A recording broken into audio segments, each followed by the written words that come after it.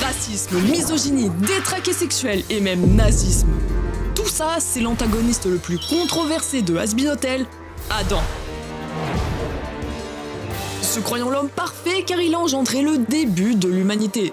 Adam est un mec arrogant qui se prend pour un dieu et qui emmerde tout le monde. Premier homme, premier ange exterminateur et premier gars à s'être fait ghoster par sa femme. Carrément, sa meuf a préféré stopper Lucifer, normal qu'il soit devenu un gros bâtard. Adam est un gros connard en permanence. Il manque de respect à tout le monde. Il est grossier, il parle mal aux femmes. Don't fucking shush me, bitch. Avec son sale caractère, tout le monde le déteste. Pourtant, on adore le détester. Adam, c'est pas juste un antagoniste lambda. Il a trop de classe avec son armure dorée, sa cape et son arme hyper badass, une guitare H. Ouais, le mec vient exterminer des démons en jouant du rock. Avec son charisme, ses répliques brutales et son énergie d'ado en crise qui s'est jamais remis de son premier ado, tu comprends pourquoi il marque autant les esprits. Adam, c'est un boss final qui se prend pour un mélange entre Dieu et une rockstar. Mais il n'y a pas que ça. Avant d'aller plus loin, j'aimerais parler du sponsor de cette vidéo, CyberGhost VPN. Shh, it's starting. Welcome to... À ton avis, pourquoi Alastor déteste les réseaux? Parce qu'il a horreur de se faire espionner par Vox. Quand tu te promènes sur internet, même en navigation privée, tu laisses plein de traces derrière toi. Adresse IP, localisation, âge... Si tu passes par un site chelou pour voir les épisodes d'Hazbin Hotel, bah c'est risqué. Heureusement, CyberGhost VPN est là. Mais Sabiola, c'est quoi un VPN? Un VPN, c'est une application qui protège ta vie privée en ligne. Ça te permet de chiffrer tes données et de naviguer anonymement en toute sécurité. En gros, c'est ce qui permet à Velvet de consulter n'importe quel site sans que Vox puisse voir son historique de navigation. Elle devient complètement intraçable sur Internet. Depuis début 2025, il y a une loi en France qui oblige à fournir une pièce d'identité afin d'accéder à certains sites pour adultes. Avec CyberGhost VPN, t'as juste à changer de pays en un clic et bam, plus aucune restriction pour regarder les vidéos d'Angel Dust.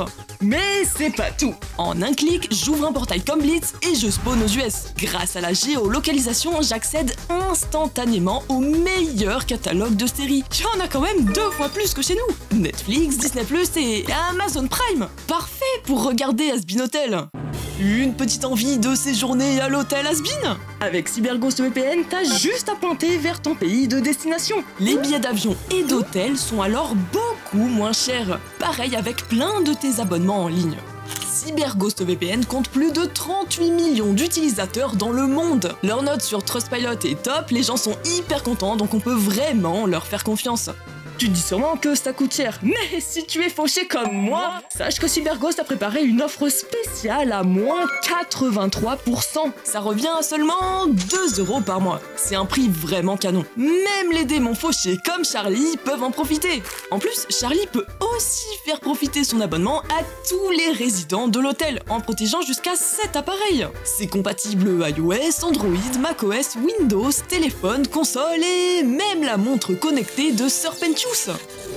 Là c'est sûr, Vox n'arrivera plus jamais à espionner Alastor. Tout l'hôtel est protégé. CyberGhost VPN dispose d'un support client français disponible 7 jours sur 7 et 24 heures sur 24. Donc si jamais il y a le moindre souci, on peut les contacter sans problème. Il y a une garantie 45 jours, satisfait ou remboursé. Si tu veux profiter de l'offre à moins 83%, fonce sur le lien en description et en commentaire épinglé pour tester CyberGhost VPN. Sur ce, revenons à Adam.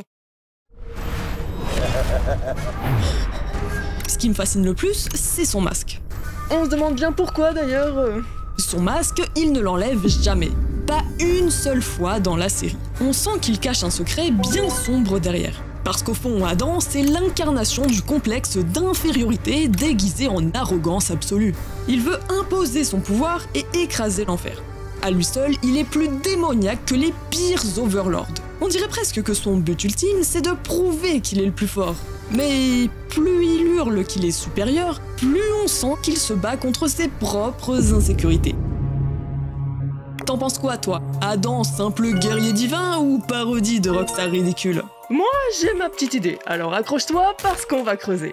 Et cette fois, c'est pas l'enfer qui va brûler, c'est le mythe d'Adam que je vais réduire en cendres.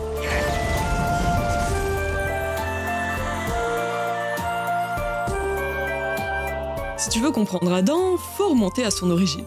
Avant d'être un ange exterminateur flippant avec une guitare hache et un ego surdimensionné, Adam, c'était juste un type normal. Enfin, façon de parler. C'est le premier homme sur Terre, la version bêta de l'humanité. Mais comme tout prototype, il y a des bugs. Et chez Adam, c'est le besoin maladif de tout contrôler. Faudrait lui présenter Makima, je pense que ça le calmerait. Selon la légende, il a été créé avec sa première femme, Lilith. Sauf qu'il y a un problème. Elle a pas du tout envie de jouer à la femme soumise. Et c'est bien normal. Elle veut être l'égale d'Adam, pas sa servante. Donc, quand il commence à exiger le contrôle total sur elle, elle se barre. Et pas avec n'importe qui. Avec Lucifer en personne. Aïe aïe aïe, gros coup dur. Déjà que le mec doit gérer la pression d'être le premier homme sur Terre, voilà qu'il devient aussi le premier cocu de l'histoire. Et c'est là que son ego commence à partir en couille. Après, normal, mets-toi à sa place. Quand ta meuf te lâche et préfère un ange rebelle avec une aura de bad boy, ça pique le cul. Alors le destin, comme pour éviter un drama, lui file une deuxième femme. Dieu crée cette nouvelle femme à partir d'une côte d'Adam, Ève. La série fait même un clin d'œil à cette référence de la Bible en montrant que c'est le plat préféré d'Adam. Bref, là, Adam pense qu'il tient le bon bout. Enfin, une femme qui ne va pas lui échapper. Mais non! Ève aussi finit par le trahir en croquant la pomme du savoir, ce qui précipite la chute de l'humanité. Un deuxième échec, deuxième humiliation. Adam se retrouve alors simple mortel avec en bonus un CV rempli d'échecs. Lui qui devait être le roi du paradis terrestre, le voilà banni. Mais le plus étrange dans tout ça, c'est que contrairement à tous ceux qui ont merdé après lui, Adam ne finit pas en enfer, non, lui, il monte au paradis. Ça paraît chelou, mais j'ai trouvé des théories qui l'expliquent. On sait que Ève a croqué la pomme, ok. Mais en vrai, est-ce qu'on sait ce qu'a fait Adam? Rien ne le dit explicitement. Peut-être que le mec a jamais touché aux fruits défendus et ça lui a permis de monter directement au paradis après sa mort? Ouais. L'autre possibilité, c'est qu'il a fauté comme tout le monde. Mais Dieu lui a pardonné. Après tout, c'est le premier homme, le modèle de base. Peut-être qu'on lui a alors filé un passe-droit. He was the first human soul in heaven. C'est possible, mais j'ai une autre théorie encore plus croustillante. Et si Adam n'avait pas été choisi par Dieu, mais par des anges corrompus? Des anges obsédés par le pouvoir et l'ordre et qui voient en Adam un pion parfait? Adam, avec son autorité et son arrogance, c'est LE candidat idéal. Un mec qui n'hésite pas et qui suit les règles. Il est prêt à tout pour imposer sa vision du monde. Donc, plutôt que de le punir, ils l'ont instrumentalisé en lui offrant une place au paradis avec d'immenses pouvoirs de lumière et surtout, une armée. Qui plus est, une armée entièrement constituée de femmes. Comme pour réparer son ego blessé. C'est comme ça qu'Adam, le premier homme, est devenu le premier exterminateur. Bon, ce qui est sûr, c'est que le Adam du paradis n'a plus rien à voir avec l'humain qu'il était à l'origine. Au fil des siècles, entouré d'anges qui lui répètent sans cesse qu'il est au centre de tout, il commence à y croire. Petit à petit, il arrête de se voir comme un homme. Pour lui, tout confirme que c'est un élu divin. Ouais, t'as capté, le mec à la grosse tête. Do you know who I am? I'm fucking Adam. I'm the original Dick. Forcément, quand il regarde la Terre, il voit des guerres et des massacres. Toute une humanité qui trahit son héritage. Alors, il décide que si l'humanité ne mérite pas sa place au paradis, il faut bien que quelqu'un fasse le ménage. Et qui de mieux placé qu'Adam, premier homme et premier exterminateur? À partir de là, Adam ne voit plus l'enfer comme une anomalie. Il le voit comme une insulte personnelle. Un rappel constant de son plus grand échec. Alors, il fait ce qu'il sait faire de mieux. Il prend son arme et il commence à purifier. C'est à ce moment-là qu'il devient le pire cauchemar de l'enfer. When we come back, there won't be a demon left alive to pull a stunt like this again.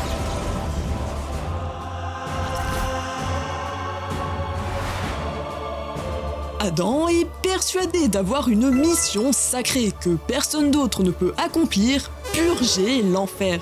Mais quand tu regardes bien, tu te rends compte que c'est pas juste une question de devoir, c'est une obsession. Par exemple, pendant son rendez-vous avec Charlie lors de sa chanson, il a carrément dit « Imagine-toi un l'instant la même phrase venant d'un certain H. Ouais, on est d'accord, c'est horrible. Le mec ne se contente pas de nettoyer l'enfer, il veut l'effacer de l'histoire, comme si l'existence même des démons était une insulte personnelle. Ouais, à ce niveau-là, c'est même plus du harcèlement. Mais pourquoi il s'acharne comme ça? C'est vrai quoi. À la base, Adam, c'est un ange qui représente la justice divine. Et au final, il veut massacrer tout le monde juste pour le fun en plus. Ça n'a aucun putain de sens. Sauf qu'Adam, c'est le mec qui a passé sa vie à perdre le contrôle. Il a perdu Lilith, il a perdu Ève, il a perdu le paradis. À chaque fois, il a vu ce qu'il possédait lui être arraché sous ses yeux. Alors, quand il regarde l'enfer, ça lui rappelle quoi à ton avis? Ouais, tous ses échecs et les gens qui l'ont humilié. À partir de là, tout fait sens. Adam ne veut pas juste punir les démons, il veut les exterminer. Parce que en détruisant l'enfer, il efface symboliquement tout ce qui lui a été volé. Le problème, c'est qu'au bout d'un moment, l'extermination devient une fin en soi. Au début, Adam mène les purges pour maintenir l'équilibre. Ok, un enfer surpeuplé, c'est un problème. Alors, chaque année, il descend avec son armée et il fait le ménage. Mais très vite, ça va plus loin. Il double la cadence, il commence à massacrer même ceux qui n'ont rien fait. Il ne cherche plus à réguler l'enfer, il veut l'éradiquer. On dirait que c'est la seule chose qui le maintient debout. Adam a besoin d'être l'instrument de la justice divine. C'est ce qui définit son existence. Parce que si l'enfer peut être sauvé, si un démon peut se racheter, son combat n'a plus de sens. Et si son combat n'a plus de sens, il n'est plus rien. C'est pour ça qu'il refuse catégoriquement l'idée de la rédemption. Alors forcément, l'hôtel has-been, il le prend comme une insulte personnelle. Parce que Charlie, elle veut pas juste sauver des âmes, elle veut lui prouver qu'il a tort. Et ça, Adam ne peut pas le supporter. This court finds that there is no evidence souls in hell can be redeemed. Oh, fuck yes! I win! Suck it, bitches! Mais attends, il y a un problème encore plus grave. Si Adam est censé être le bras droit de Dieu, le grand purificateur, pourquoi est-ce qu'il agit plus comme un tyran démoniaque que comme un ange? Non, parce que réfléchis bien. Adam, c'est un mec rempli de vices. Il est arrogant, pervers et il se croit au-dessus de tout le monde. En fait, il incarne les 7 péchés capitaux à lui tout seul. L'orgueil, il passe son temps à hurler qu'il est le premier, le plus puissant, le seul qui mérite d'être écouté. La colère, il pète un câble dès qu'on ose remettre en question son autorité. La luxure, il enchaîne les blagues de cul et fantasme ouvertement sur la relation entre Charlie et Vaggie. Their love is vile and blasphemous. Hot as fuck, though.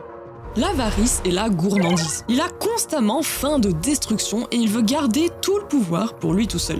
La paresse. Son unique but dans la vie, c'est de tuer des démons. Il ne réfléchit jamais plus loin, c'est de la paresse intellectuelle.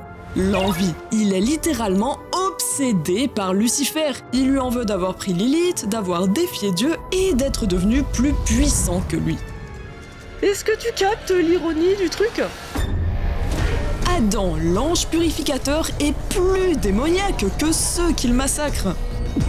Et ça fout en l'air tout le concept de paradis et d'enfer. Si Adam, avec tout ce qu'il représente, a été accepté parmi les anges, alors peut-être que l'enfer n'est pas une prison pour les pécheurs, mais juste une décharge où Dieu balance ceux qui le dérangent. Et peut-être que l'hôtel has-been a raison. Les démons méritent une seconde chance, et Charlie a raison de se battre pour eux. Si Adam veut tellement exterminer l'enfer, c'est parce qu'il a peur qu'un démon finisse par monter au paradis. You better save the date, cunts, because we're coming to your hotel first. Parce que si ça arrive, ça prouvera qu'il ne mérite pas sa place là-haut. Et ça, c'est impensable pour lui. Il y a un détail qu'on oublie souvent sur Adam, un truc qui fait que c'est un personnage terrifiant. Il ne doute jamais. Il ne remet jamais en question ce qu'il fait. Et c'est ça, sa vraie force. Les démons peuvent avoir des regrets. Même les anges doutent parfois de leur mission, mais pas lui. Il a un rôle à jouer. Dans sa tête, il est la volonté divine. Mais est-ce que tu t'es déjà demandé si tout ça n'était pas qu'une façade? Parce que moi, bon, quand je vois un enculé être trop aussi sûr de lui, je me dis que ça cache un truc chelou. Et quoi de mieux pour cacher un secret qu'un masque? Adam, c'est le mec qui veut tout contrôler. Les autres, le monde et surtout son image. Et pour ça, son masque c'est son meilleur outil. Il le porte en permanence. Personne ne l'a jamais vu sans. Jamais. Et ça, c'est chelou. Parce que les anges, normalement, ils n'ont rien à cacher. C'est censé être des êtres divins, de lumière et de pureté. Sauf que lui, il planque son visage comme un vulgaire démon. Déjà, on va être clair, c'est pas un simple accessoire de mode. Ce masque, c'est son identité. Sans lui, Adam n'est plus rien. Dans sa tête, il est pas un ange comme les autres. Il est le premier homme, l'élu, le boss final. Et comme tout bon tyran, il a besoin d'une apparence à la hauteur de son ego. Son masque, c'est sa couronne. Une manière de se démarquer du reste des anges, de montrer qu'il est au-dessus d'eux. Les autres anges, ils ont des visages plutôt humains. Quant à son armée d'exorcistes, elles portent toutes des masques un peu démoniaques, ce qui les déshumanise totalement. En revanche, elles sont pas obligées de porter leur masque H24 en dehors des exterminations, comme Lutte par exemple. Pourtant, Adam, il se détache du groupe. Il veut qu'on le voie comme un être supérieur. En plus d'être un symbole de puissance, le masque d'Adam cache peut-être une faiblesse. Parce que, franchement, ça pue la névrose à plein nez. Le mec ne l'enlève jamais, même quand il est seul. Tu veux savoir pourquoi? Parce que son masque, c'est son mur de protection. Toute sa vie, il a été rejeté et humilié. Alors, il s'est créé un rôle qu'il doit jouer en permanence. Si personne ne voit ses expressions, personne ne peut savoir qu'il doute. C'est une façade parfaite. Personne ne peut deviner que derrière ce faux sourire, il est en train de sombrer. Oh, yeah. That must suck for you! Mais j'ai une théorie qui va encore plus loin. Et si Adam n'avait même plus le choix? Peut-être que ce masque, il ne peut plus l'enlever? Et la raison, c'est que tu dois lâcher ton plus gros like si cette vidéo te plaît. Merci beaucoup. Peut-être que ce masque, c'est sa prison. Une malédiction imposée par les anges corrompus qui l'ont placé au pouvoir. Ils lui ont donné le rôle d'exterminateur. Sauf qu'en échange, il a plus le droit d'être humain. Au final, ce masque qu'il pense être un symbole de puissance est en réalité une cage. Parce que s'il est condamné à toujours le porter, ça veut dire qu'il ne pourra jamais être lui-même. Et là, t'as tout compris.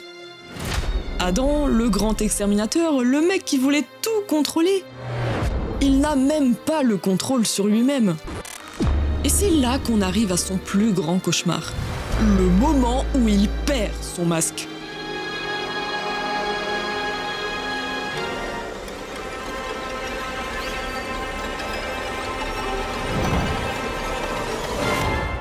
Adam a passé sa vie à imposer sa vision du monde. Purger, dominer, écraser. Il adore ça. Mais il y a un truc que tous les tyrans ont en commun. Ils finissent toujours par tomber. Et Adam, c'est pas une exception. Le mec est tellement persuadé d'être indestructible qu'il oublie la règle numéro 1 du pouvoir. Plus tu montes haut, plus la chute est violente. En fait, il a un gros défaut. Il ne sait pas s'arrêter. Quand il voit que l'hôtel Has-Been fonctionne, que Charlie commence à prouver que la rédemption est possible, il aurait pu prendre du recul et remettre en question sa mission. Mais non, il en est incapable. Alors, il réagit comme d'habitude. Il déclare la guerre. Et cette fois, c'est pas pour sa petite purge annuelle. Là, il passe en mode machine. Il veut mettre un terme définitif à l'enfer.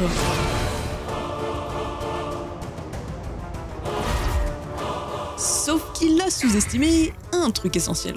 Il n'est pas immortel.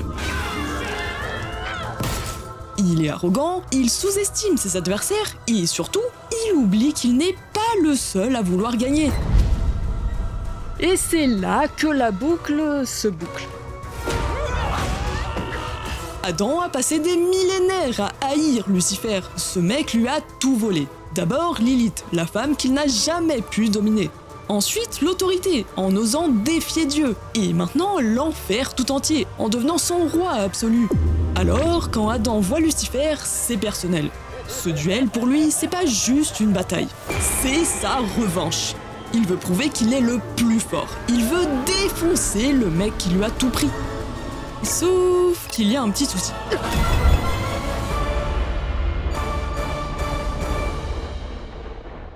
Lucifer est beaucoup trop fort. Adam attaque comme un forcené, il utilise toute sa puissance, il balance des rafales d'énergie. Et Lucifer, il esquive et il se fout de sa gueule, au calme. Adam pète un câble, Lucifer le domine sans effort, avec ce même sourire moqueur qu'il a déjà privé de sa première femme.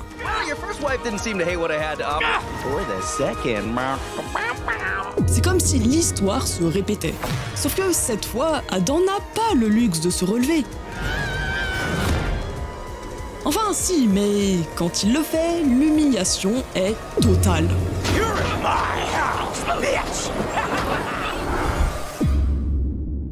Il sort sans son masque. Et là, tout le monde voit la vérité.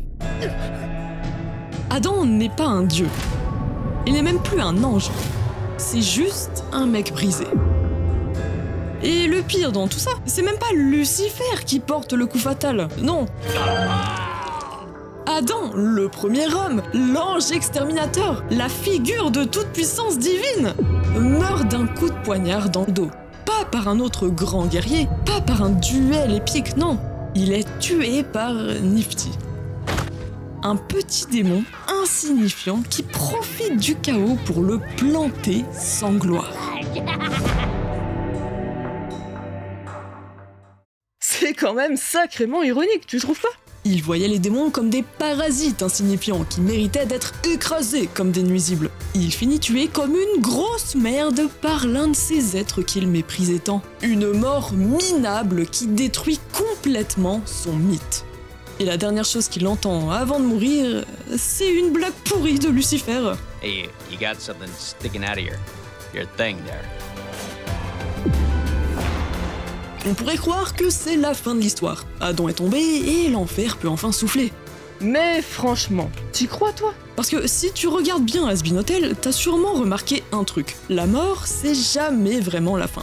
Du coup, j'ai une théorie simple. Et si Adam revenait dans la saison 2? Ouais, je sais, il s'est fait exploser, humilié et même poignardé comme une grosse merde par un démon insignifiant. Mais justement, c'est là que ça devient intéressant. Dans Has-Been Hotel, il y a une règle implicite qui semble se dessiner. Les âmes peuvent changer de camp. On sait que l'âme de Sir Penchus a été rachetée et qu'il est monté au paradis. Mais pour qu'une âme puisse changer de camp, il faut en payer le prix, la mort. Si Sir Penchus a pu monter au paradis, c'est avant tout car il est mort en enfer. Du coup, est-ce que l'inverse serait pas possible? Moi je pense que oui. Regarde bien ce qui est arrivé à Adam. Il est mort de la pire façon possible, humilié et sans gloire. Il a toutes les raisons de renaître en enfer. Mais attends, c'est pas tout. Il y a un autre détail qui rend cette théorie encore plus probable, Lutte. Au passage, rejoins le Discord pour partager tes meilleures théories. Lutte, c'est pas juste une random parmi les anges exterminateurs. C'est celle qui était toujours aux côtés d'Adam, son bras droit. Et surtout, t'as vu comment elle a réagi face à sa mort?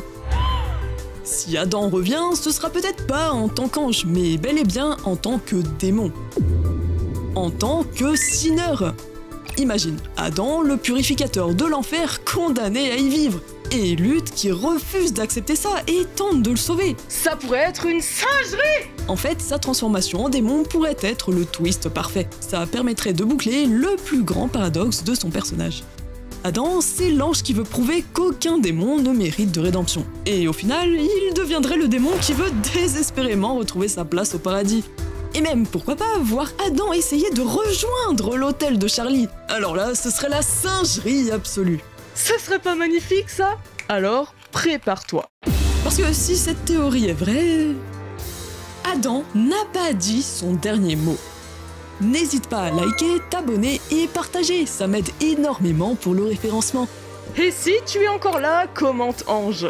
N'oublie pas de jeter un œil à CyberGhostVPN en cliquant sur le lien en description et en commentaire épinglé. Et profite des 83% de réduction. C'est satisfait ou remboursé pendant 45 jours, alors pourquoi pas essayer? Merci à eux d'avoir sponsorisé cette vidéo. Merci aussi à Merguez Superstar pour cette collaboration. Abonne-toi!